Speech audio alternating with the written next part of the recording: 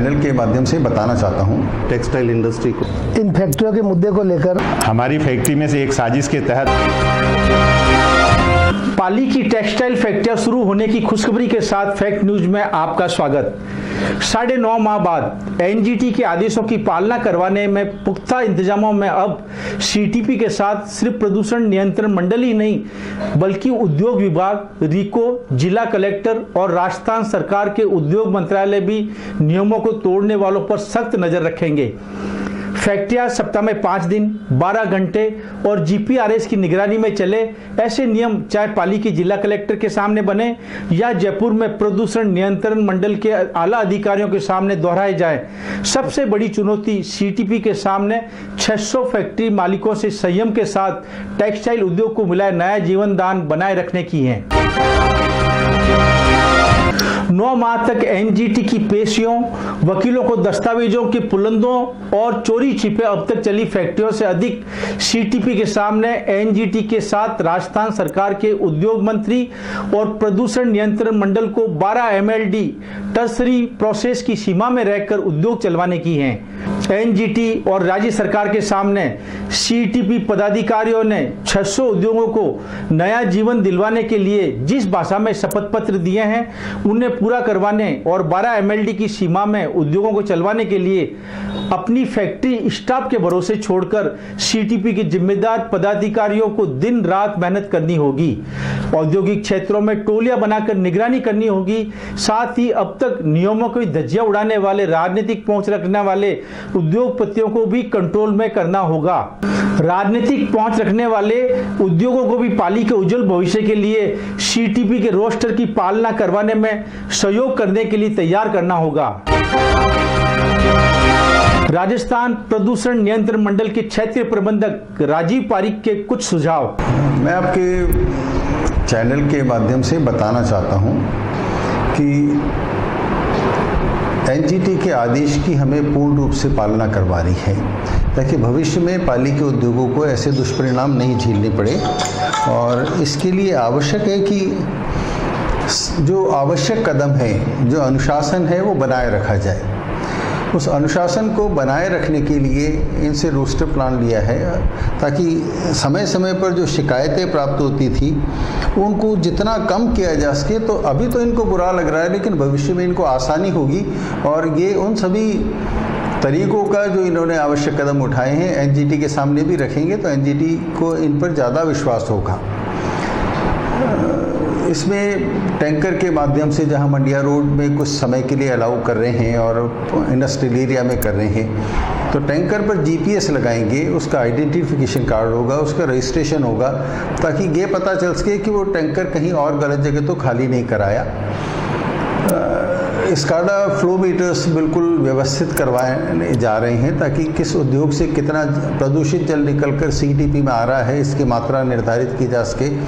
उसमें यह व्यवस्था करने को भी सीटीपी से कहा गया है कि अगर वो प्रदूषित मात्रा से ज़्यादा, उसको निर्धारित मात्रा से ज़्यादा जल छोड़ता है तो सीटीपी से उसके पंप को लॉक किया जा सके ताकि और अधिक पानी नहीं आवे।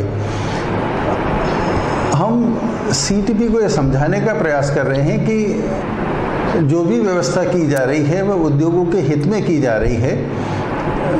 जब ये पूरी व्यवस्था कर लेंगे तो उद्योग को चलाने की सरकार परमिशन दे देगी। किसी को उद्योग बंद रहने में कोई प्रसन्नता नहीं है लेकिन जो 9 महीने बंद रहा उसके परिणामों से सबक लेते हुए अगर हम थोड़ी व्यवस्था सुधारें, उसके हिसाब से चलाएं तो दूरगामी परिणाम अच्छे होंगे। ये एक पॉलिसी प्लानिंग है पर व्यवस्था कहती है, कानून ये कहता है कि उन पे जिसने कंसेंट अप्लाई की मेरिट के आधार पर डिसीजन लिया जाए। अब ये उच्चाधिकारी देखेंगे कि उनको कंसेंट किन और कठोर शर्तों के साथ दी जाए। एनजीटी के आदेशों की पालना नहीं करने पर क्या उनके खिलाफ एनजीटी में कंटेम्प्ट लगाई जाए। तो ये सब एक पॉलिसी डिसीजन है जो बड़ी जल्दी होगा। जिला उद्योग केंद्र के महाप्रबंधक सैयद रजाक अली का पाली में नए उद्योग पार्क में चूड़ी और पावरलूम का प्रयास। टेक्सटाइल पार्क के डेवलपमेंट के लिए ये बात हुई कि इसमें ज़्यादा से ज़्यादा और इंडस्ट्रियल प्लॉट्स दिए जाए और जिससे कि डेवलपमेंट भी हो, एम्प्लॉयमेंट भी बढ़े और राजस्थान की इनकम भी बढ़े और टेक्सटाइल इंडस्ट्री को डेवलपमेंट के लिए आगे मजबूती मिले। हम अभी सीपैट के द्वारा जो चूड़ी उद्योग है उसमें टेक्निकल क्या बदलाव हो सके उसके बारे में अभी हमारे एक प्रोग्राम चल रहा है। उसकी अभी एनवायरनमेंट क्लियरेंस जब हासिल हो जाएगी उसके बाद चूड़ी क्लस्टर के लिए भी अलग जोन बना रखा है उसके अंदर, तो उनको अलॉटमेंट हो जाएगा और फिर क्लस्टर डेवलपमेंट प्रोग्राम्स उसके लिए जारी कर दिए जाएंगे। रीको के औद्योगिक क्षेत्रों में सीटीपी के प्रदूषण रोकने के प्रयासों के बाद नगर विकास न्यास के चेयरमैन संजय ओझा की किसानों के हितों में यह है चिंता। इन फैक्ट्रियों के मुद्दे को लेकर हमारे सेक्रेटरी के माध्यम से हमने सीपीटी के जो अध्यक्ष है उनको एक चिट्ठी लिखी है कि यहाँ से जो फैक्ट्रियों का पानी है वो सारा मेरे यूआईटी के एरिया में जा रहा है। तो हमने उनको पूछा है कि आप जिस प्लान के तहत आप काम करोगे तो उस प्लान से हमको अवगत करावे कि किस प्रकार हम पानी ट्रीट करके आगे भेजेंगे ताकि हमारे किसानों की ज़मीन है वो ख़राब नहीं हो जाए। हमारे एरिया के जो सारे किसान हैं वो मेरे को आकर मिलते हैं कि साहब हमारी फसल चौपट हो चुकी है। तो इनका जो रोटेशन प्लान जो तय हुआ है तो उसमें हमने लेटर लिखा है सीपीटी के अध्यक्ष को कि हमको आप बतावे 2-4 दिन के अंदर कि किस प्रकार आप पानी ट्रीट करोगे और दूसरी जगह आप भेजोगे। अवैध जो फैक्ट्रियां बनी हुई है नगर परिषद के एरिया में वो नगर परिषद के सभापति देखे, मेरे एरिया में कोई है लिस्टेड तो वो हम देखेंगे। और अवैध फैक्ट्री वालों से भी मैं इस मंच के माध्यम से आज आपके चैनल के माध्यम से निवेदन करूंगा कि वो अपनी फैक्ट्रियां स्वयं ही बंद कर दे ताकि जो दूसरे इंडस्ट्रीज वाले हैं और जो वास्तव में सही काम करना चाहते हैं उनके भविष्य के साथ भी खिलवाड़ नहीं हो और जो हमारे किसान कई वर्षों से त्रस्त है उनकी भी फसलें चौपट नहीं हो, इनका व्यापार चले। मैं भी चाहता हूं कि इनका व्यापार चले, हमारे किसानों की फसल भी बर्बाद नहीं हो, दोनों का आपस में समझौता हो। लेकिन जो ये अवैध वाले हैं कम से कम मेरे पास अगर कोई जानकारी में आएगा तो मैं सारे माध्यम को काम में लेकर इनको बंद करवाने की कार्रवाई करूंगा। अवैध आप काम नहीं करोगे। हमारे यूआईटी के क्षेत्र में तो मुझे नहीं लगता कि कोई ऐसी बिल्डिंग है, ना मेरी जानकारी में आई है। और अगर जानकारी में आई है आपके माध्यम से भी अगर आएगी तो निश्चित रूप से कार्रवाई करेंगे। चलते चलते में एक कड़वा सच, एनजीटी के आदेशों के बाद सीटीपी 12 एमएलडी की सीमा में सभी उद्योगों को संयम के साथ सहयोग की अपील कर रही हैं, जबकि सीटीपी के अध्यक्ष पर एनजीटी के बंद आदेशों की मजाक उड़ाकर रात के अंधेरे में जिला कलेक्टर द्वारा अवैध रूप से फैक्ट्री चलाते पकड़े जाने और प्रदूषण नियंत्रण मंडल द्वारा सीटीपी अध्यक्ष की फैक्ट्री के कंसेंट को निरस्त कर रखी है। ऐसे में सीटीपी के अध्यक्ष को नैतिकता के आधार पर इस्तीफा देकर 600 फैक्ट्रियों में से किसी साफ सभी वाले उद्योग बंधु को सीटीपी का अध्यक्ष पद सुपुर्द करना चाहिए।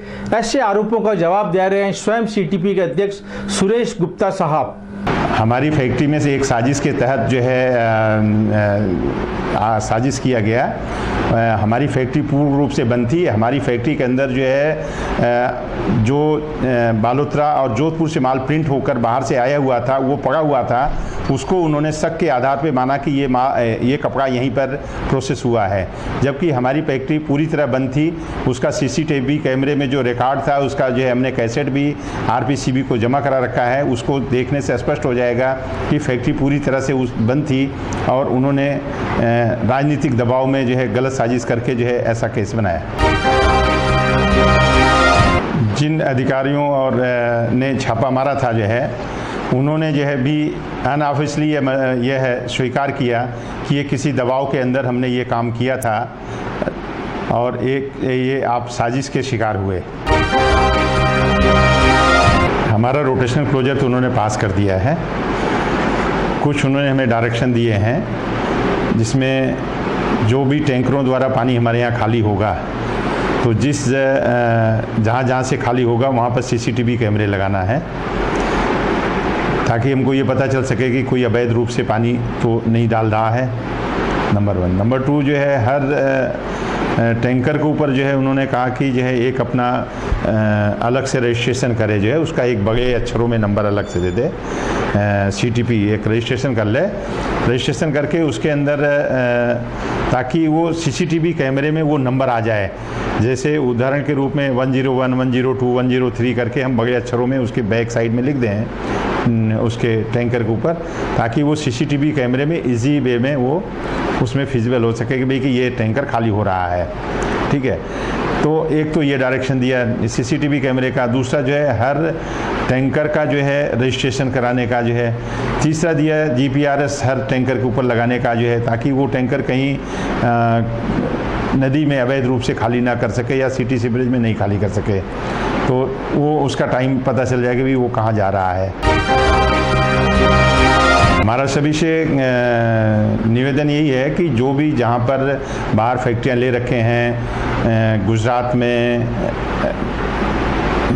जयपुर, जोधपुर, बालोतरा, अभी वो जो है चलाते रहें, क्योंकि हमें पूरी छूट यहाँ पर नहीं मिली है, 12 MLD पर चलाने का परमिशन मिला है। इसलिए सभी इंडस्ट्रीज से जो है निवेदन करेंगे कि वो साल भर तक हमें सपोर्ट करें, साल भर के अंदर अंदर हम सारे प्लांटों को टर्सरी लेवल तक जो है अपग्रेडेशन कर देंगे, तब फुल फ्लेश फैक्ट्री हमारा साल भर बाद 365 दिन 24 घंटे चल सकती है। आज पाली की बंद फैक्ट्रियां शुरू हो, इन्हीं शुभकामनाओं के साथ विदा लेते हैं। अगले एपिसोड में फिर नए मुद्दे के साथ आपसे मिलेंगे। नमस्कार।